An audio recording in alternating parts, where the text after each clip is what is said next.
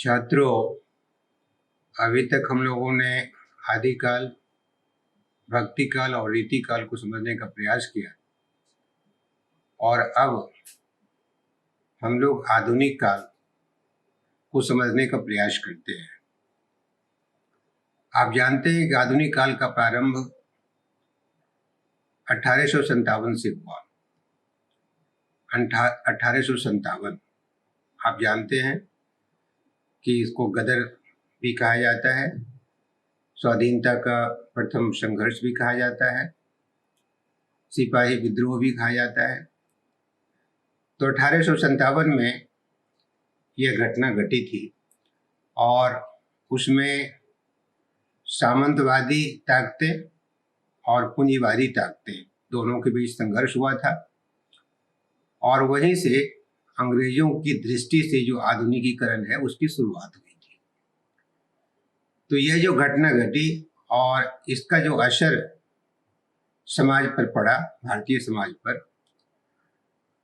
हिंदी साहित्य पर भी, और यही वजह है कि हम लोग आधुनिक काल की शुरुआत मानते हैं 1857 से।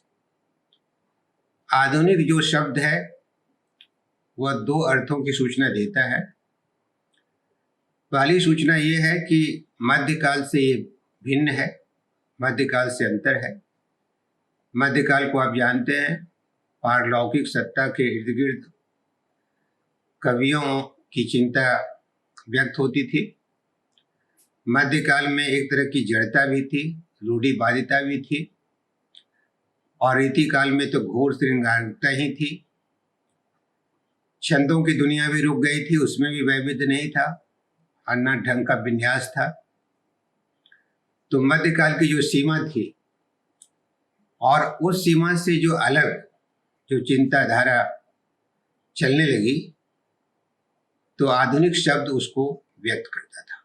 दूसरी बात थी कि नवीन यह लौकिक दृष्टिकोण, संसार के प्रति एक नया दृष्टिकोण, धर्म में, दर्शन में, साहित्य में, चित्र में आदि के प्रति एक नए दृष्टिकोण का विकास हुआ। मध्यकाल की दृष्टि पारलौकिकता से आबद्ध थी और अपने परिवेश की शुद्ध नहीं थी। आधुनिक काल में हर एक क्षेत्र में सुधार, परिष्कार और अतीत की पुनर्व्याख्या की शुरुआत हुई है। यानी यह जो दुनिया है, इस दुनिया की जो सत्यता है उसको स्वीकार किया गया और मनुष्य को देखने की एक नई दृष्टि का विकास हुआ। और ये क्यों हुआ? इसके पीछे इसकी परिस्थितियां थी। यूं हिंदी साहित्यकार हम 1857 से मानते हैं, लेकिन भारतवर्ष के आधुनिक बनने की प्रक्रिया 100 वर्ष पूर्व 1757 से ही शुरू हो गया था। 1757 में नवाब सिराजुद्दौला प्लासी के युद्ध में अंग्रेजों से हार गए थे। अंग्रेजों का एक तरह से बंगाल पर कब्जा हो गया था। वे आगे बढ़े। 1764 ईस्वी में बक्सर युद्ध हुआ और जो मुगल सम्राट था शाह आलम, उसकी हार हो गई। फिर जो भी थोड़ी बहुत शक्ति बची हुई थी सम्राट की, कड़ा का युद्ध हुआ 1765 ईस्वी में, तो रही सही शक्ति भी समाप्त हो गई।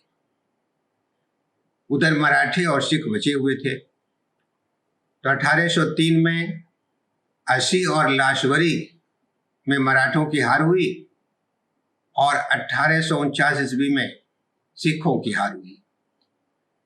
1856 में अवध अंग्रेजी राज में शामिल हो गया और फिर जो ताकतें अंग्रेजों के खिलाफ थी उसका विद्रोह हुआ। वह बहुत असंतुष्ट थी ताकतें, तो रजवाड़े थे वो प्रसन्न नहीं थे।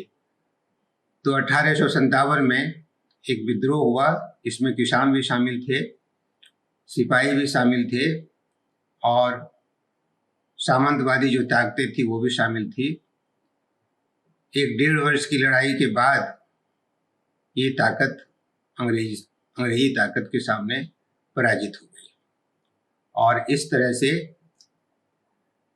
भारत ईस्ट इंडिया के कब्जे में आया और बाद में ब्रिटिश सरकार ने ईस्ट इंडिया कंपनी को भंग कर दिया और यह सीधा उपनिवेश बना ब्रिटिश का। अंग्रेजों ने जो आर्थिक नीतियां चल रही थी, जो शैक्षणिक नीतियां चल रही थी, प्रशासनिक जो चीज़ें थी, उसमें हस्तक्षेप करना शुरू किया, उसको बदलना शुरू किया और नतीजा था कि लोगों के दिमाग में एक नई तरह की चिंता, एक नई तरह की सोच पैदा होने लगी।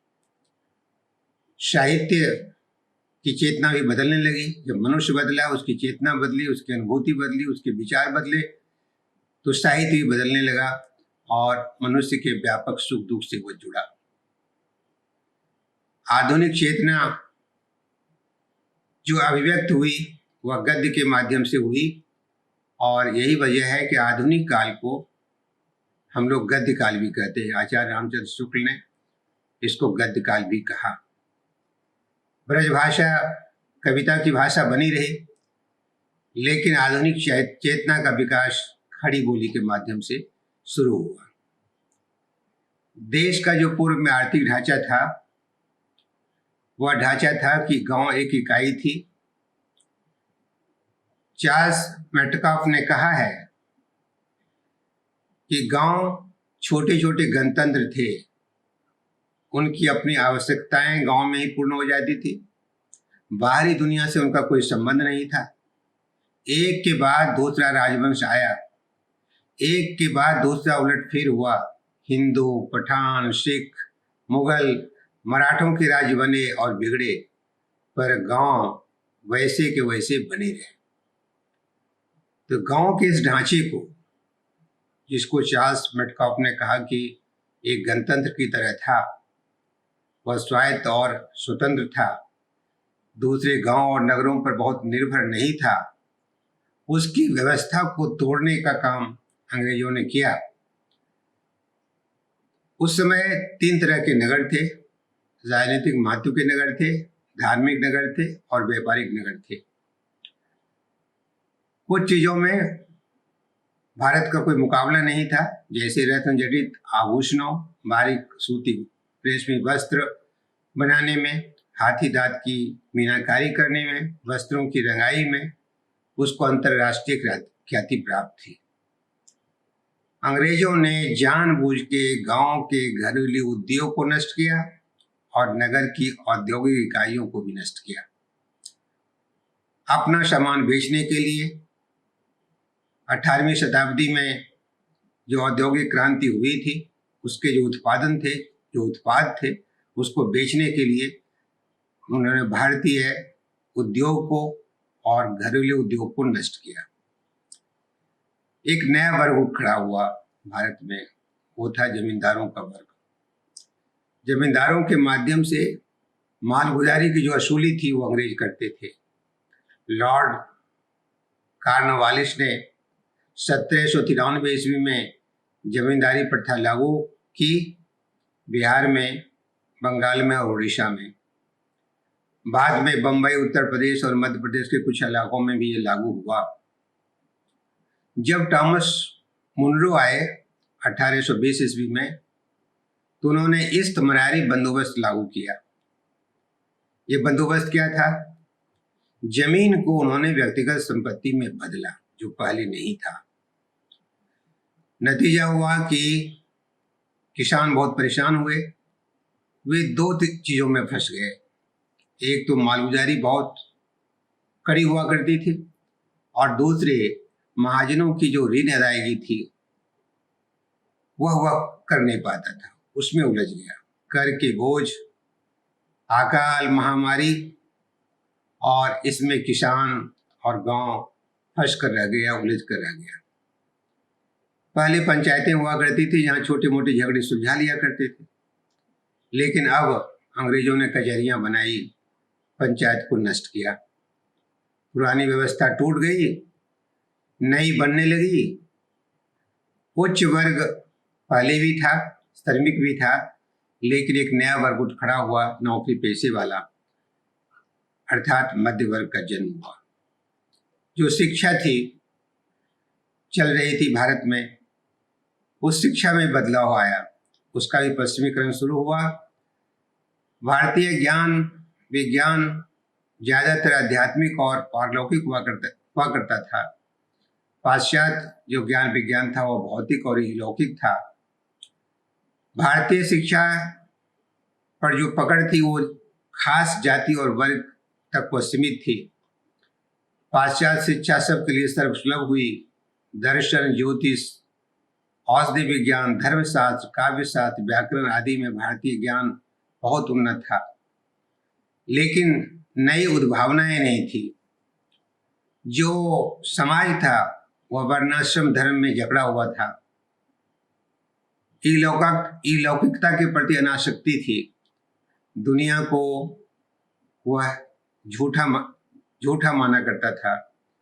अंग्रेजों ने तथाकथित आधुनिक शिक्षा के प्रचार के लिए ईसाई मिशन का सरकार और व्यक्तिगत प्रयत्न को माध्यम बनाया।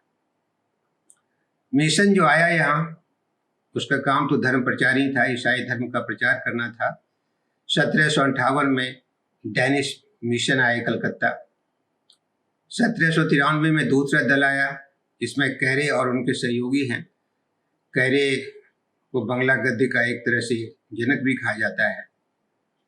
1813 में शिक्षा संबंधी सुधार के लिए एक नया चार्टर आया, उसमें अनुदान की व्यवस्था की गई और इसके बाद अलेक्जेंडर डफ आए। जो मिशनरियां थी, ये तमाम जो दल आ रहे थे, इनका मुख्य उद्देश्य धर्म प्रचार था, लेकिन धर्म प्रचार के लिए भी गद्य लेखन जरूरी था। तो एक तरह से नई जो शिक्षा थी वो इसके माध्यम से प्रचारित हो रही थी। जो सरकारें बनी उसमें, जो भी सरकारें थी, वारेन हेस्टिंग्स ने मुसलमानों की तुष्टीकरण के लिए कलकत्ता मदरसा बनाया पहली बार 1780 में। उधर बनारस में बनारस रेजिडेंट के द्वारा बनारस संस्कृत कॉलेज 1791 ईस्वी में। सिविल जो सर्वेयर थे उसको शिक्षा देनी थी और उसके लिए फोर्ट विलियम कॉलेज कलकत्ते में बनाया गया 1801 में। और 1834 से मैकाले आए। आप जानते हैं मैकाले का बहुत असर था, उसकी सोच का बहुत असर था। वो अंग्रेजी को तरजीह देता था, जो भारतीय भाषाएं थी उसको हिकारत की दृष्टि से देखता था। वह संस्कृत कॉलेज के खिलाफ था, अरबी फारसी मदरसों के खिलाफ था और जो माध्यम बनाया, शिक्षा का जो माध्यम था अंग्रेजी को स्वीकार किया। 1853 में वुड घोषणा पत्र आया जिसमें जनसमूह को शिक्षित करने, विश्वविद्यालय खोलने तथा माध्यमिक प्राथमिक शिक्षा प्रोत्साहन देने की बात थी। यातायात के जो साधन थे, औद्योगिक क्रांति के कारण जो उत्पाद था उसके खपत के लिए यातायात बहुत जरूरी था। तो रेलवे की स्थापना की गई उन्हीं दिनों, सड़क का निर्माण हुआ और बेहतर ढंग से उत्पाद देश के एक कोने से दूसरे कोने में जा सके, इसके लिए उन्होंने इंतजाम किया। जो प्रेस और जो जनमत था, 1550 में ही मुद्रण आ चुका था, मुद्रण का यंत्र यहाँ आ चुका था। 1674 में ईस्ट इंडिया कंपनी ने बम्बई में मुद्रण कार्य प्रारंभ किया। 18वीं सदी में मद्रास, कलकत्ता, हुगली, बम्बई आदि जगहों में मुद्रण कार्यालय बनाए गए। 1821 में राजा राम मोहन राय ने बंगला पत्र पहली बार निकाला, संवाद कौमुदी के नाम से, फिर बंगदूत निकला। 1830 के अंत तक 3 बंगला दैनिक, 1 त्रि-साप्ताहिक, 2 अर्ध-साप्ताहिक, 7 साप्ताहिक पत्र आ चुके थे। हिंदी में जो पहली पत्रिका आई वह उदंत मार्तंड के नाम से 1826 ईस्वी में। बाद में कलकत्ते से ही प्रजा मित्र भी आया। पहला हिंदी दैनिक पत्र आया समाचार सुधा वर्षन के नाम से। और उसके संपादक कलकत्ते के ही थे, श्याम सुंदर सेन। भारतीय जो जागरण है उसमें आप देखेंगे कि राजा राम मोहन राय का बहुत बड़ा योगदान था। ब्रह्म समाज उन्होंने बनाया 1828 ईस्वी में। सती प्रथा और तमाम तरह के अंधविश्वासों के खिलाफ राजा राम मोहन राय उठ खड़े हुए थे। उन्हें सहयोग मिला देवेंद्रनाथ ठाकुर का और केशव चंद्र सेन का। इन लोगों ने जो मिशन था राजा राम मोहन राय का, उसको उन्होंने आगे बढ़ाया। जो जड़ता थी, धार्मिक जड़ता थी, जो बौद्धिक जड़ता थी, उसको तोड़ने में ब्रह्म समाज ने बहुत बड़ी भूमिका निभाई। केशव चंद्र सेन पूना गए और वहां पर प्रार्थना सभा महादेव गोविंद रानाडे ने मिलकर के वो बनाया 1864 ईस्वी में।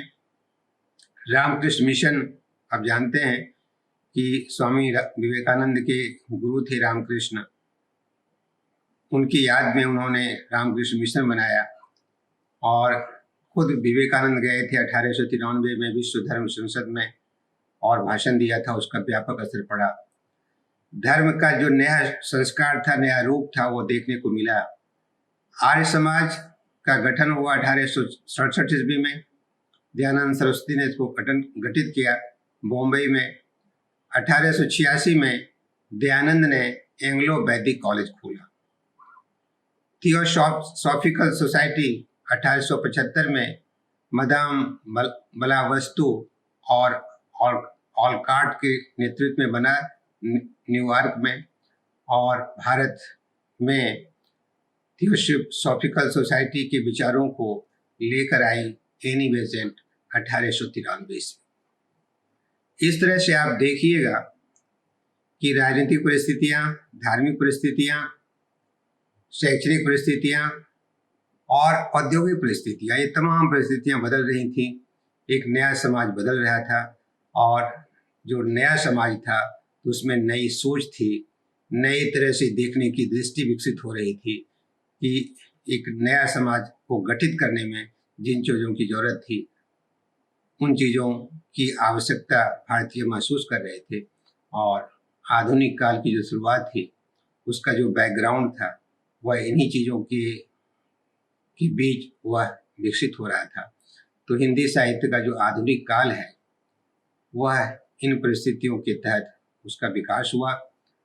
हम सब आगे जो भारतेंदु युग है या फिर द्विवेदी युग है, छायावाद है, उसको बारी बारी से देखेंगे। लेकिन इसके पीछे जो ताकतें थी वो ऐसी ही ताकतें थी। इन ताकतों की वजह से बदलाव शुरू हुआ। आप सारे लोगों ने हमें सहयोग किया है। आपका हम आभारी हैं कि आप वीडियो देख रहे हैं, सब्सक्राइब कर रहे हैं और हमें उत्साहित कर रहे हैं। आप सबों को धन्यवाद।